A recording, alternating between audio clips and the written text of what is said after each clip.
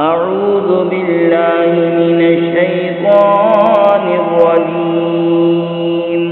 بسم الله الرحمن الرحيم.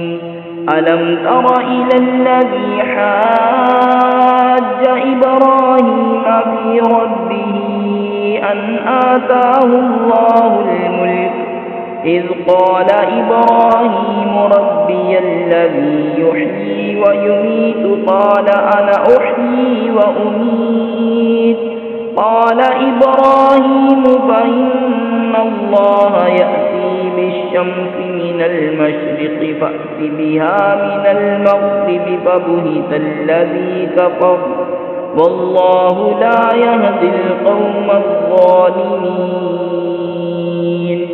أو كالذي مر على قرية وهي خاوية على عروشها قال أنى يحيي هذه الله بعد موتها فأماته الله 100 عام ثم بعثه قال كم لبثت قال لبثت يوما أو بعض يوم قال بل لبثت 100 عام فانظر إلى طعامك وشرابك لم يتسنه وانظر إلى حمارك ولنجعلك آية للناس وانظر إلى العظام كيف ننشزها ثم نكسوها لحما فلما تبين له قال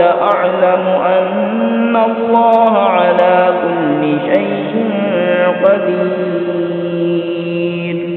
اے محبوب صلی اللہ علیہ وسلم، کیا تم نے نہ دیکھا تھا اسے جو ابراہیم سے جھگڑا اس کے رب کے بارے میں، اس پر کہ اللہ نے اسے بادشاہی دی، جبکہ ابراہیم علیہ السلام نے کہا کہ میرا رب وہ ہے کہ جلاتا اور مارتا ہے۔ بولا میں جلاتا اور مارتا ہوں۔